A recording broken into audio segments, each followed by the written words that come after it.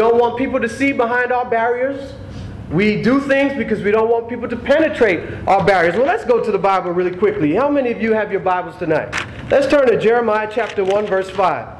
Now, I'm going to let you guys go here in a minute. I'm not going to hold you. I just want to give you something to think upon for the rest of this weekend. Maybe you can carry it on into the rest of the week. Jeremiah chapter 1, verses 5. And I encourage you, young people, if you don't have a relationship with the Word of God, I would encourage you to acquire that relationship while you're here in school. And I'm not just saying that because you're going to a Christian school. I know it's probably a cliche. Oh, read your Bible. Make sure you have worship. You know, I know it's probably the cliche because you're going to a Christian school. But trust me, as an individual, man, woman, boy, or girl, this is your blueprint. This is what you use. This is your guide to help build a strong character. Jeremiah chapter 1, verse 5 says, before I formed thee in the belly, I knew thee. And before thou camest forth out of the womb, I sanctified thee. Let's stop right there. God is telling us, each individual, now don't look at the Bible and think that God is just talking to Jeremiah 3,000 years ago. This has nothing to do with you. Whatever. I mean, I don't know Jeremiah. Jeremiah doesn't know me. He's not my cousin. No, God is talking to you here. God is telling you in Jeremiah chapter 1, verses 5, that before I even created you, I knew who you were. With your character flaws, with your defects, everything that you have, the things that you hide. You know, a lot of times we have issues and we hide who we are because of abuses or things that have happened to us as children or as young people. Maybe your father or mother was abusive. Maybe they used to kick you or slap you around. Maybe they used to tell you were stupid. Maybe even your classmates, your roommates tell you negative things that can hurt you or that can leave a mental scar upon your mind. And so it causes you to act or to do things in a certain way to fit in. Now, you know, a lot of times, what we need to understand is when God said that He formed thee in the belly before, that He knew you, before He even formed you, that shows love. And that God is in love with you. Like I said before, this is not just talking about Jeremiah, or this is not just a book for your mom or your dad or for people over the age of 45. This book is for you. This is a love letter to you. I'm being serious. I mean, a lot of times when I was your age, I didn't really bother with the Bible because just straight up personally for me, I was too involved in other things. Other things were more fun. PS3, movies, playing video games, basketball, football, hanging out with the ladies, whatever. These things were more important to me than the Word of God. But I will tell you the truth. I was hiding who I really was, and I had a lot of negative things on my character, but yet I was portraying something that I really was not. And you know that hurts you in the long run. You may get along well through high school, maybe even college. But if you don't have a relationship with God, and you don't know who you really are, when the lights are off, when you're laying in bed, when nobody's around, if you are not identified or not familiar with you then you really don't know who you are. Now let me turn to another verse. Jeremiah chapter 29, same book. Jeremiah chapter 29, verse 11. Jeremiah 29:11. I'll wait till you guys get there. You can indicate by an amen. Thank you. Jeremiah 29:11 says, for I know the thoughts that I think towards who? You. Thank you. You, said the Lord. Thoughts of peace and not of evil, to give you an expected end. Now it's pretty good. It's a pretty decent feeling to know that the God that we serve, the God that created John, the God that created you guys, all of your names, trust me, I would forget your name within the first 3 minutes if you were to tell me your name. I am horrible with names. This is another reason you should not do drugs. Anyway, but if you are able to understand that the very God that created you, that wants to have this type of personal relationship with you, loves you, then that can do something for you. Because a lot of times we do things because we want to be loved, or we want what? That A word. Acceptance is one, but not the one I'm... Appreciation. Not appreciation. Attention. Who said it? Miss Ferguson. We do things because we want attention. Now you guys need to go and thank her because she just saved you guys out of a jam. We do things because we want attention. I mean, come on, let's be real. Let's be real here. Let's take off the persona here. Let's be just real frank. You know, as guys, and I'm a guy, so I can relate with the fellas. You know, we want to look sharp. You know, want to make sure our pants is ironed and starched real good. Want to make sure the crease on the shirt and, you know, the collars pop the right way because we want to look good and fly for who? The ladies. Just be honest now. Come on. I know you're not trying to look good for the fellas. I hope not. I know you want to look good for the ladies. That's because you know that, hey, as I'm getting older, as I grow, I know one day I'm going to want to get married and want to find a nice, decent young lady. And so I have to what? Present myself in a way that it is good. You're not going to come to church with your hair all busted, with a dirty stain on your shirt, your tie cut off 3 inches here, and like somebody shriveled it off. You're not going to come out looking like that because you want to look good. You want to be accepted. And because we want to be accepted, we do things. But what is it saying again in Jeremiah 29:11? For I know the thoughts that I think towards you, thoughts of peace and not of evil. The devil comes to us many times and he tries to tempt you with negative thoughts. Oh, they don't love you. They don't care about you. Wear your dress a little shorter. Maybe they'll pay attention to you. Or just practice a little harder in the gym with your basketball skills. Maybe the guys will accept you into the group. Oh, smoke this marijuana. Maybe they'll like you then. The devil tempts you with a lot of thoughts. But these things are false. None of these things are true because then you go and do it anyway and people still reject you. You're still not the guy or the girl that everybody looks up to. You're still just Andre, John, whoever. Although you've done what others have told you to do, you've taken the bait, and now what? You're in an icebox, like the fish. Cold, frozen. You don't feel any better than you did before. And that's what Satan offers us. He offers us the alternative, but the alternative never satisfies. Last chapter, and I'm going to let you go. Psalms chapter 51, verse 10. Psalms 51, verse 10.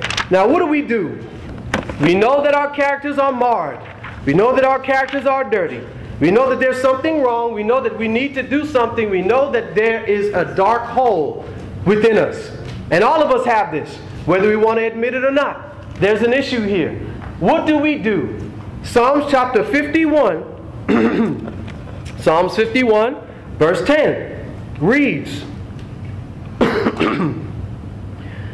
Create in me a clean what? Heart. O God, and renew a right what? Spirit. Within who? Me. Okay, this is a prayer that King David prayed. Now King David, like I said, was a king. He was the man. He had everything. But yet there was still something missing. Because remember, he disconnected from God somewhere. He saw a beautiful woman taking a bath out on her roof. And all of a sudden, Bathsheba, thank you. And all of a sudden, this king that had everything felt that, oh, well, maybe I don't have everything. I don't have her. Guards, thank you. And they go and fetch this girl, or this woman. And she comes. He commits adultery with her. Adultery is nothing more than having sexual relationships with someone that is not your wife or your husband. He kills her husband, Uriah, thank you. I mean, in just a cold-blooded way. I mean, the way that David did away with Uriah was just straight up cold-blooded. I mean, put this guy in the front lines. I mean, if you love somebody and you're a captain in the army and you can put people in different spots in the war, you're not going to put your husband in the front lines. Why? Because you love him. Well, King David had no love for Uriah. Put this guy on the front line so that he could be gone, dead, and he could have his wife and nobody would question him.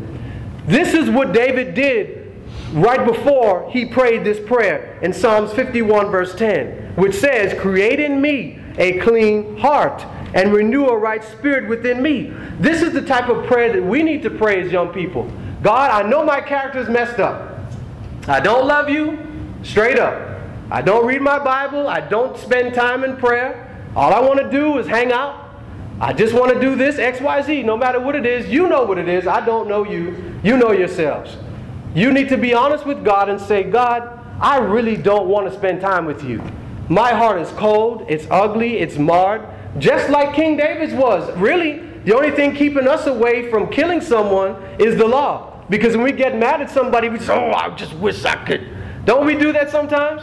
And if we had a gun or a weapon, we might have done it, and then before we could think, what did I do? Maybe King David was like this, but this was really premeditated. He thought about what he wanted to do, then he went forward and did it.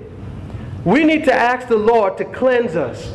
Give us a new heart, new desires, not the same old me. If we keep walking around with the same old me, we'll be the same old me, doing the same old things I like to do. The same old things that the fellas do or the girls do. We need to be real and say, God, create within me. And you know, a lot of times we look at our friends, oh, he's just, oh man, he's got pride. He just thinks he's the Mac. Oh, you know, she thinks she's just so fine. I mean, look at the way she walks. She just thinks she's got it. We look at other people and we critique them and we miss ourselves. We don't stop and think and look in the mirror and see what it is that's wrong with me. One, me, myself. What's wrong with me? Lord, help me. David didn't say create in Uriah a clean heart. Uriah was dead. Create in Bathsheba a clean heart, or create in the prophet Nathan a clean heart. No, create within me. This was selfish, but in a good way, because he knew he needed help. He needed someone to come and rescue him and help him with an issue that he had. Okay, in closing, we need to realize that character and personality are very, very important. The character that you have and that you form, that you take time to form on this earth. And remember, you're forming your characters right now as you're sitting here watching me and listening to me. Some of you are probably listening. Some of you probably tuned me out. That's fine. God knows you. God knows what you're doing. And you're forming a character based on how you're reacting here and now. And it will follow you. The more bricks you add to that house, one day you look at your structure and be like, wow, that's a huge house. Did I build that? God's going to say, yes, you did. Depart from me. I never knew you. Do you want that? I know I don't want God to look at me and say, get out of here, scram. No, I want God to say, come, well done, my good and faithful servant. You've been faithful with a few things. Now let me give you more. Because you did good with less, you'll do good with more. God rewards us. Let us take the time to build characters for God while we still have breath. This thing that we pump into our lungs when we take a deep breath. Let us use that. Yes, good. Take a deep breath. Take a breath with me. If you're doing that tonight, you're privileged. That means you're alive. And that means that you have the opportunity to get it right. Don't hold your breath too long. That means you have the opportunity to still make it right. Brothers and sisters, please stand with me as we close. I want to ask a question. Who wants to, and I'm not asking you just to raise your hands because your best friend or your best bud or the girl that you like is raising her hand. I'm asking you directly. If you want to make the choice tonight to allow God to work on your character, not your friends, not your family members, but you, I want you to raise your hand. If you're going to allow God to work on your character, come with me. And I see you back there and see your hand is a little hurt, but you still got your other hand up. Amen. God is good. I'm asking you this, but really God is asking you. When I leave here tonight, I don't know what you'll do. I don't know your thoughts. I'm not watching over you with my microscope. That's none of my business what you do. I am only concerned about you as an individual and what decisions you make from this day forward. Oh, by the way, well, let me pray first, and then I'll share this information with you. Let's pray. Father in heaven, you see the hands that are raised, the hands that were raised. Lord in heaven, we're thanking you for all that you've done for us. You've given us this breath that we may live, and so we're asking you to help us to live the right way. Help us to form the right character. Help none of this information that has been laid on the hearts and minds of these people to be forgotten. Even if right away this seed does not take germination and grow, let it remain so that one day someone else may come and put water upon the seed that it may grow. I'm praying for these young people because they're not the future, they are the present because they're alive today. And if they make the choice now to live for you, then they can do a great and mighty work for you. In Jesus' name I pray. Amen.